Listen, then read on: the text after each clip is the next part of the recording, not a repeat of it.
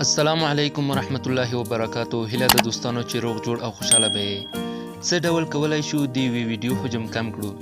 ګورئ دوستانو، اکثریت وخت به تاسو له دې حالت سره مخامخ شوي چې یوه 15 دقیقې ویډیو به مو د تلیفون په کیمره باندې اخیستې وي او حجم به یې بیخي زیات وي، 1 GB 3 GB دومره حجم لري.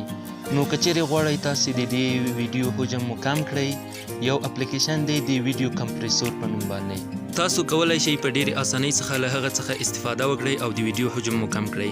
نو راځئ ویډیو شروع کوو او دا ویډیو له موږ سره تر اخره پورې وګورئ.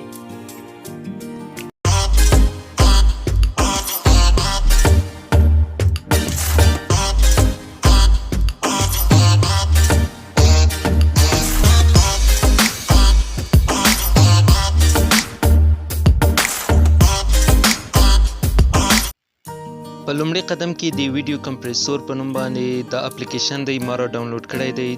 دا پرانیزو. مختلف اپشنونه لري، MP3 هم حجم یې کوچنی کولی شي، خو موږ یوازې ویډیو ترې انتخابوو. دلته مختلفې ویډیوګانې دي، کولی شئ له فولډرو څخه یې هم تاسو انتخاب کړئ. مثلا دلته د موبایل ګالري هغه څه ویډیوګانې چې تاسې لرئ هغه راځي. کله مو چې په دې 3 نقطو باندې کلیک وکړ، ستاسو د موبایل داخلي حافظې څخه کولی شئ تاسو ویډیو راواخلئ. په 3 نقطو باندې کلیک کوو، هلته یو فولډر دی، یو اپشن دی د هاید انټرنل سټوریج په نوم باندې.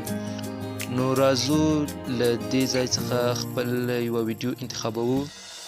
دا یوه ویډیو اولنۍ ویډیو ده د ما، تقریبا یو 63 MB حجم لري. دا کمپریس کوو.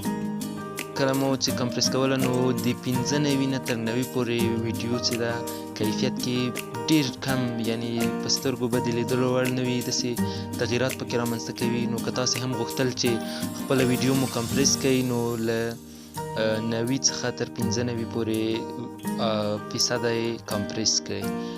ګورئ 63 MB ویډیو وه، نو که غواړئ چې نور یې هم حجم کم کړئ، له ویډیو کمپریسور څخه ما استفاده ورته وکړه او یو 50 MB حجم شو.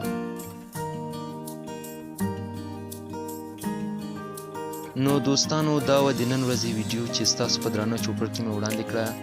د نورو ویډیوګانو لپاره زموږ چینل در سره سبسکرایب کړئ، د زنګ بټنه فعاله کړئ ترڅو زموږ له نوي ویډیوګانو څخه خبر شئ.